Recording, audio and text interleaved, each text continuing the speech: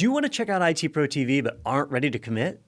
We're making a few episodes from our most popular courses free for you to try here on YouTube so you can see what they're all about. Enjoy this episode and head over to ITPro.TV when you're ready to see the full course. Hello and thank you for watching IT Pro TV, helping you learn everywhere you go. I'm your host, Zach Memis, for this episode of CompTIA A+. You know, there's uncommon operating systems, but then there's common operating systems, and Wes Bryant's here to tell us more. Wes, good to see you, sir. Hey, Zach, thanks for having me here. Heck yeah, this is going to be a fun one here, too, and we will be looking at common operating systems. And in these couple of episodes, we're going to be talking pretty hefty on Windows. And we will also talk about some other operating systems that you have out there and have been out there for a while. So let's go ahead, what do you say? And we dive right in. I think it's a wonderful idea, and Windows is like the most used, like 80% of the people using PCs, laptops, whatever, Windows, right? It is, and that's why even though CompTIA does a great job at being vendor neutral, right? Mm-hmm. That's what they try to do. You know, hey, let's talk about the industry collectively as a whole, right, rather than focusing in on one specific individual technology. We have certifications in our course library that you hear Zach mention about that are specific to a certain operating system or technology. We have ones that are centric around Microsoft and Windows, some that Dawn, our co-founder, host, edutainer, does on Apple, right? So we look at things like Mac OS, Linux as well, even, yeah, right? But here, as much as CompTIA tries to be vendor neutral, there are certain areas that they just have to focus in on specific topics, like the fact that, yeah, exactly. Like the fact that, you know, what Zach mentions when it comes to Windows. Windows is one of the most popular operating systems in the home user environment, the desktop environment, if you will. It's also very popular in server, maybe not quite as popular as some of the other server operating systems that are out there comparatively today, but certainly at a time it was definitely one of the most popular ones. But certainly when it comes to the desktop environment, and we'll talk about more about what we mean. So even though we strive for the vendor neutrality, you know, when we're talking about these concepts, there are times when you're going to have to get vendor specific, especially when you talk about something like Microsoft that really has kind of cornered the market. You know, when we talk about mobile, right, Zach, we talk about, I don't think Microsoft. When I think about mobile devices, I don't think about Microsoft at all. In fact, if you've ever had an experience in some of the Windows mobile operating systems, maybe you'll understand why nobody wants to talk about them, right? They're not necessarily the greatest, right? So when I think mobile, I think of people like Apple. That first one comes to mind, completely revolutionized the way we think of smartphone devices and tablet devices with their iPhone and iPads, and that is just their industry. So while we might be saying that in these episodes, when we're talking about a Windows operating systems, it's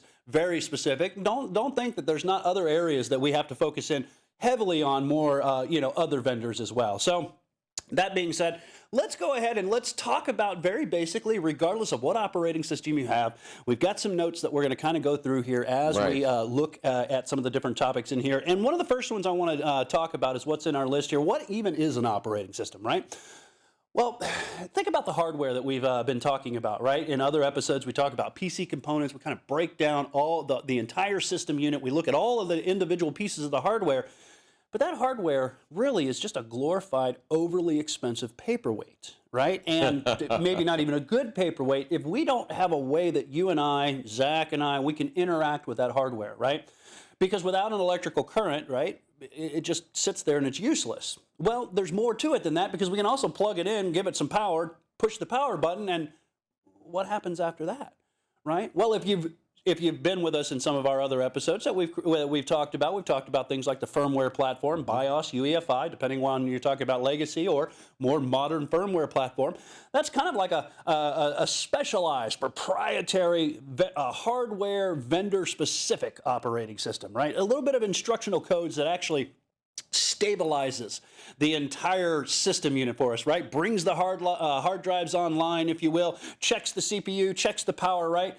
But then once all that's done, where do we go from there, right? And then that's where our operating system comes in. Remember, one of the last parts of that boot process, right? Whether it's legacy BIOS going back to all the way back to the earlier days, late 70s, if you will, when microprocessors started to become more famous, all the way up till what we have more modern day, right? The UEFI, Unified Extensible Firmware Interface, right?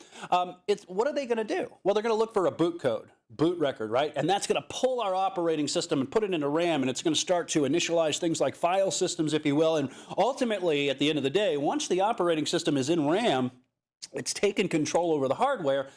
and it allows us to use the hardware, right? So we have to keep in mind one of the first things that about any operating system, and I don't care what operating system it is. I don't care what vendor, specificity you talk about. If you're talking about Windows, if you're talking about Apple's Mac OS, OS X 10, OS X as it's called, it's gone through some different, naming revisions, just like Windows has. You talk about Linux, you talk about one of the oldest operating systems in existence, one that goes back to the late 60s for Bell Laboratories, right? We talk about Unix, right? All of these operating systems have one thing in common.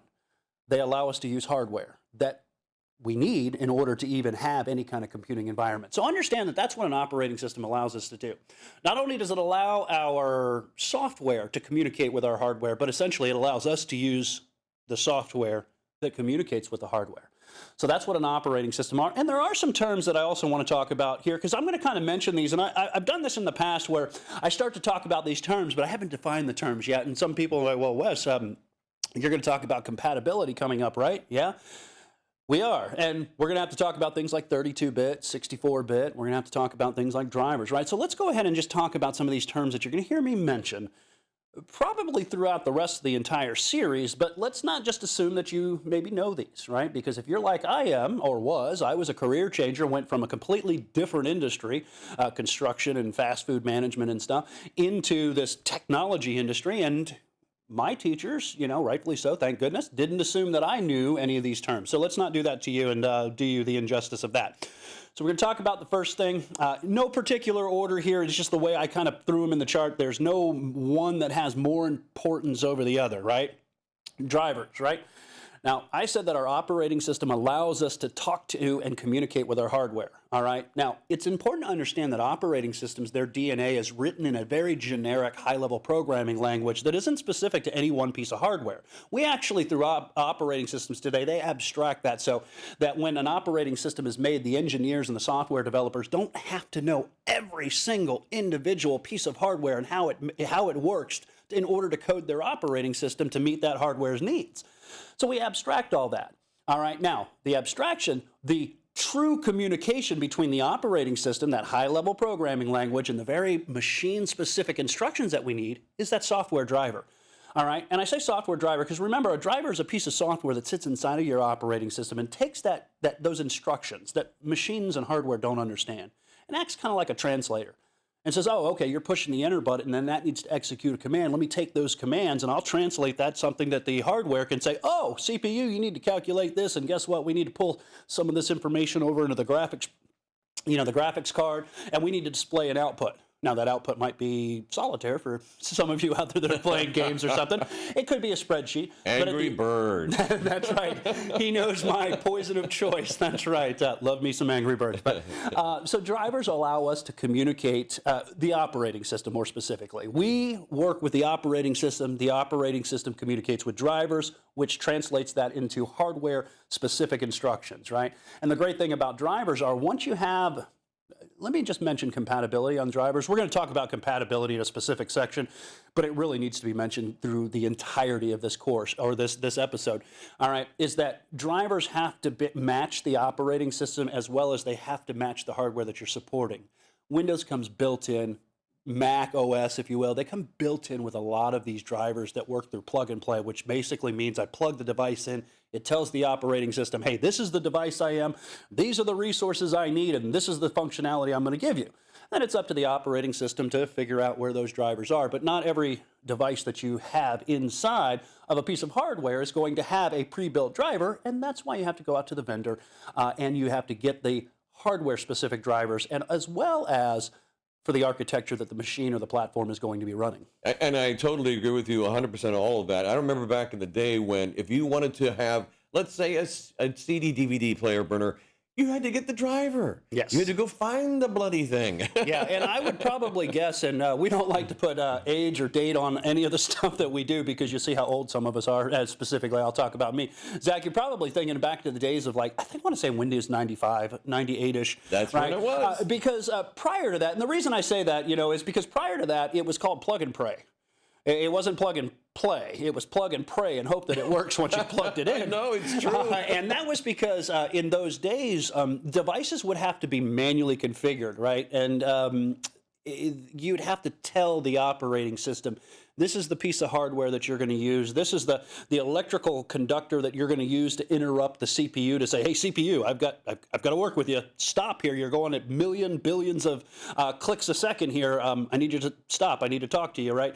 We don't need to worry about that. And about Windows 98-ish stuff, hardware manufacturers started supporting more plug-and-play systems where it became what we have today. It's more mature today. For the most part, you don't have a lot of problems with plug-and-play, but that's never to say that you don't need drivers. You need drivers still today for things like your chipsets, your motherboards, right? You need drivers for specialized pieces of hardware, right, that maybe aren't built into the operating system. There are times when your operating systems are released with a common set of drivers that are ready to go, and then a piece of hardware comes out after the operating system's been released. And now we got to make sure that we go to the vendors and we have to pull those drivers down. So remember what a driver is.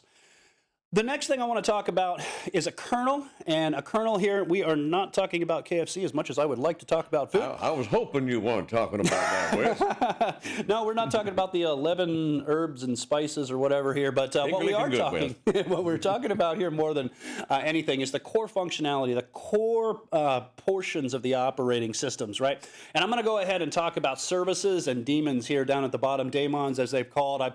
The man that invented Linux calls them daemons, doesn't call them daemons, so I'm just going to go with his terminology. But the core functionality of the operating system is the kernel, and the kernel that's where those system drivers, that's where those drivers sit. It sits down in the lowest functionality of the operating system, and it's really a protected functionality, right? Because we don't want that to go unprotected, because if viruses and, just bad software doesn't communicate correctly with the kernel, it could hose up the entire operating system. So the kernel is one core portion of an operating system that really is the low-level core functionality, and it provides us access, if you will, to our hardware. And it also provides things like our services, right? A service, we'll go ahead and we'll talk about services, daemons, applications, or daemons, if you will, applications and programs, all in the pretty much the same context, right? A service is a process that's going on in the background that you don't necessarily launch, and sometimes you don't even see, right? Versus an application. We were joking around, right? I said solitaire. Zach said Angry Birds, right? I have to launch those up, right? For that application to become functional, unless I have some kind of auto start built into it, I have to click on an icon. I have to physically launch that piece of software up to be able to use it. Services and daemons, they don't have to be manually started. You can start them depending on how you want to set up and configure. Certain services do need to be manually started, but for the most part, the kernel is going to bring these services online at the moment the operating system boots, and is going to initiate. We have system drivers that actually initiate the file system too, right? So know that a service or a daemon. So what are the two? I keep saying or that, right? Well, even though we're talking about Windows operating systems, really in this, when we talk about the common operating system, services are what we have inside of Windows. These background processes that run and handle the functionality of the operating system, a lot of times we don't interact with them. Inside of Unix-based systems, all right, little asterisk as a wild card, NIX, so it means Unix or Linux, they're called daemons or daemons, however you want to say that. Concept's the same, all right? You have some of these daemons that launch up at the time the computer is booted, right? You have some of them that maybe they're not turned on because you're not using that functionality. You go on and you turn them on later, right? But for the most part, we don't directly interact with them like we do applications or programs, right? Program or an application, we actually have to launch and we have to initialize. All right. Next term we want to talk about probably one of the things that became the most, the reason I would say that Windows became one of the most popular. Certainly didn't start by Microsoft. Microsoft didn't invent this. In fact, we had a little story about Woz and old Steve Jobs that goes back to their early days in Berkeley. But this is what's known as the GUI, or graphical user interface. The GUI. All right, the GUI interface. And I'm going to go ahead and switch over here, and we can stay on here.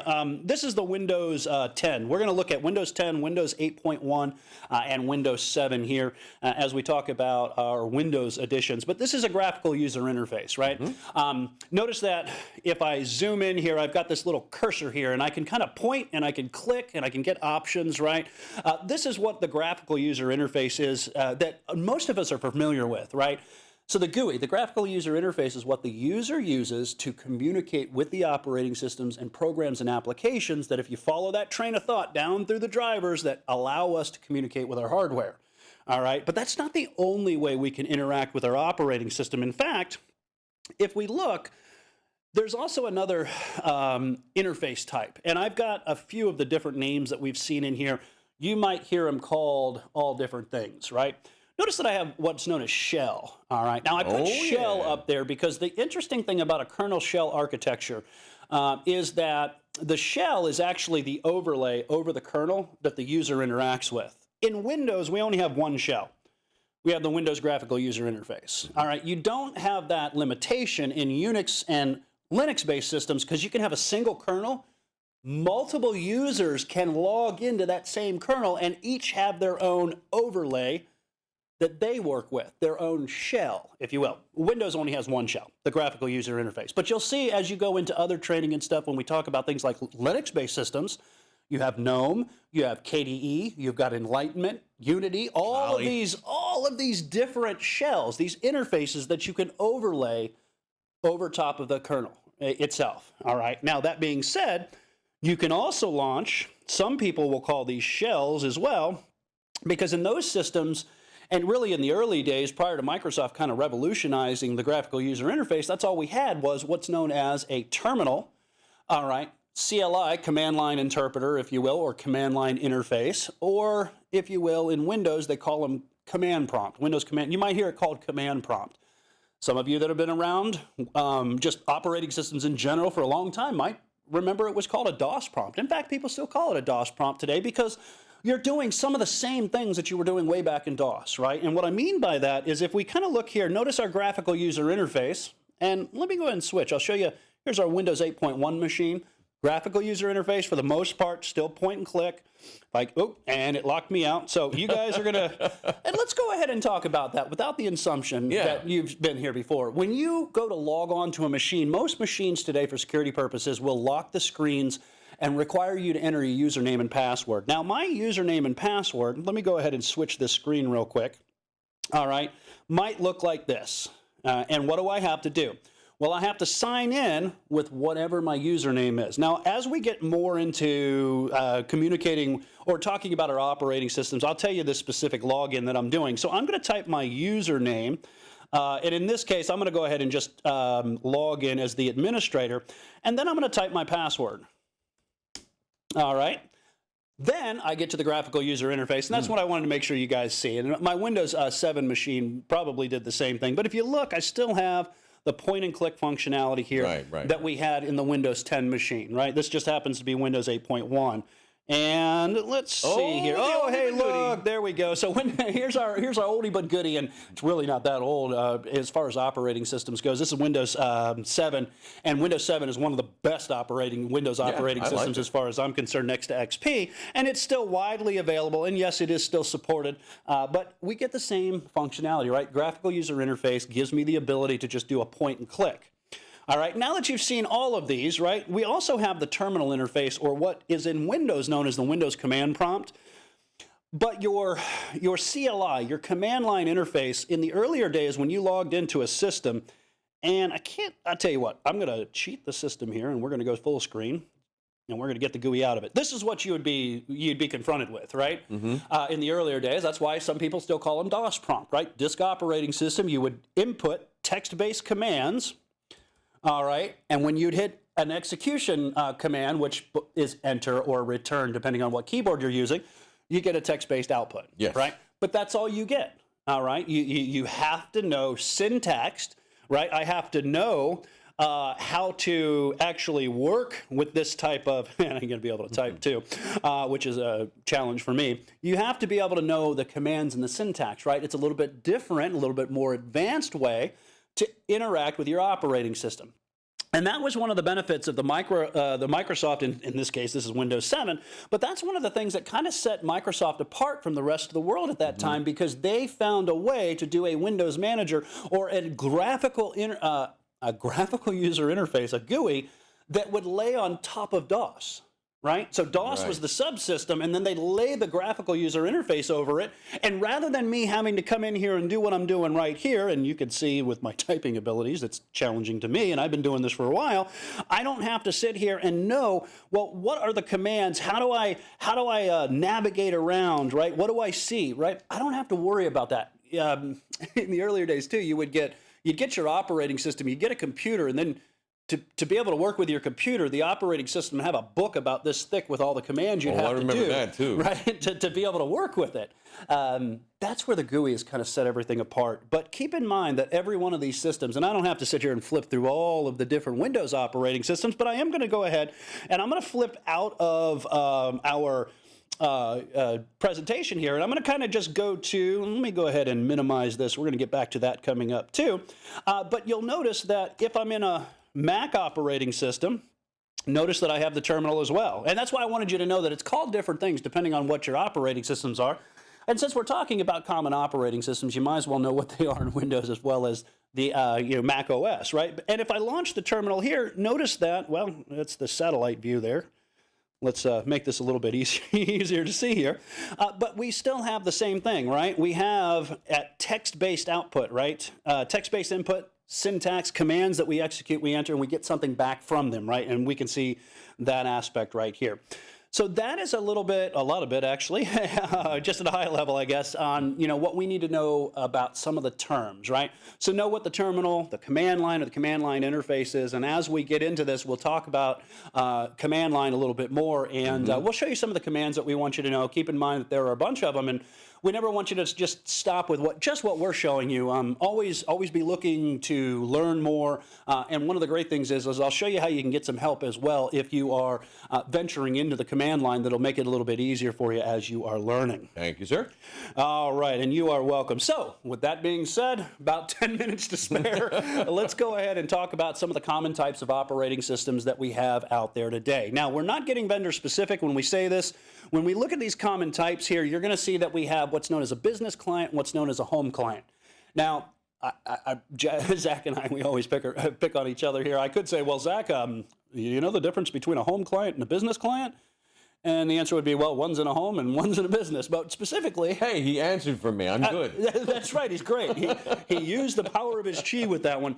But more specifically, Zach, notice that it says common workstation in enterprise networks. Right, when we say a business client, right, we're not talking about Windows 10 Home, right, that maybe the kids have or grandma has, not picking on grandma, I don't know why I'm picking on grandma, but it's something that's used just in the home, right? Doesn't have a lot of the advanced business level, corporate level functionalities that we need in an enterprise level, right? In an enterprise network, you need things like control over the operating system, control over the computing environment. You, according to a business policy, might have to set what the computing environment is. Mm-hmm. You do that with the business clients. The business clients allow you those more enterprise level features that you don't necessarily have in the home editions or home style clients because you just don't need that functionality. And that will vary case by case too, because the enterprise level, it's all different. It really is.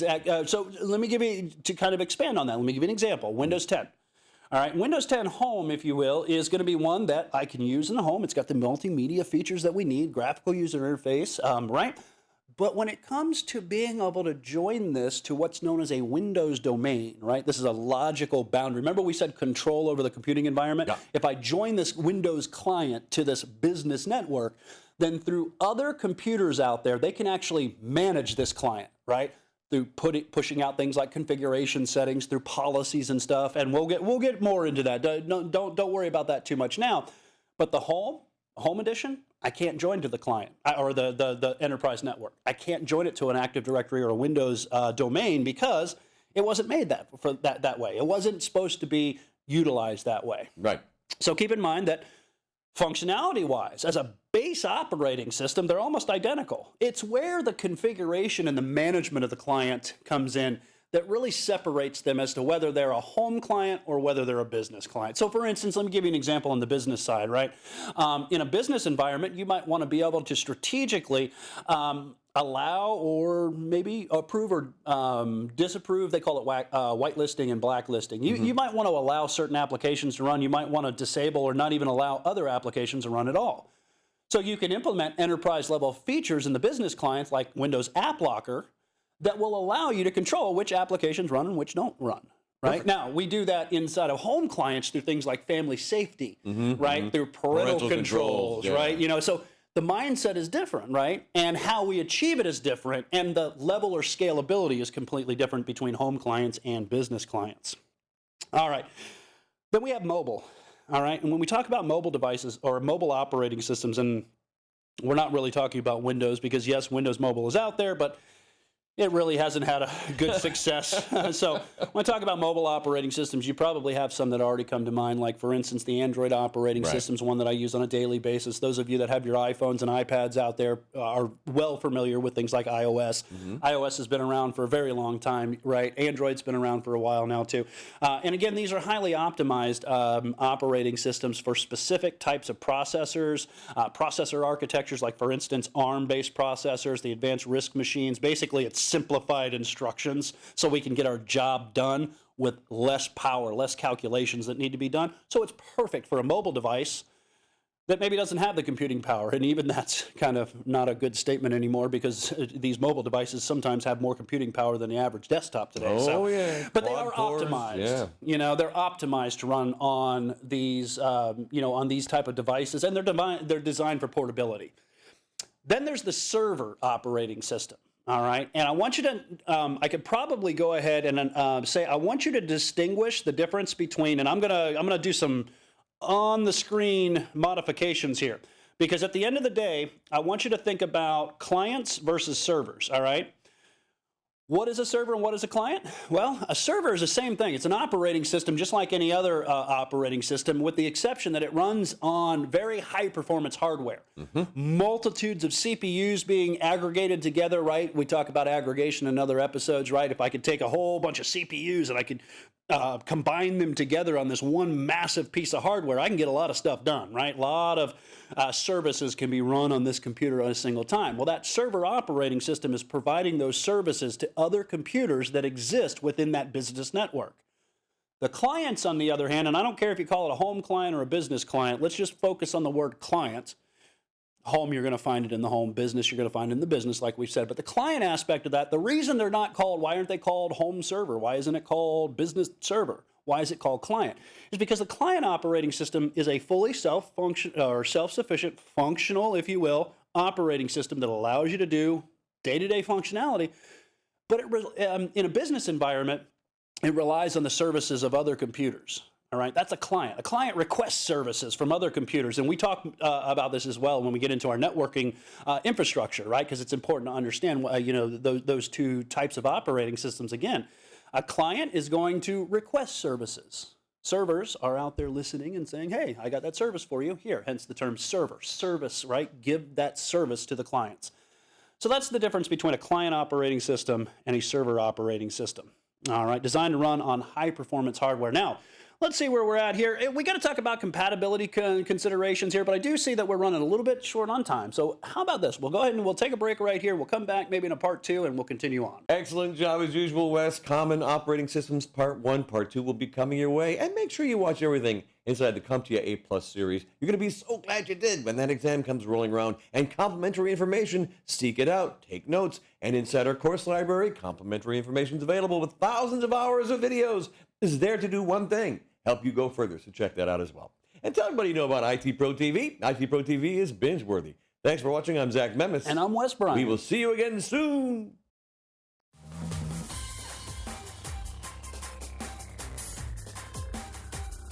Thank you for watching ITProTV.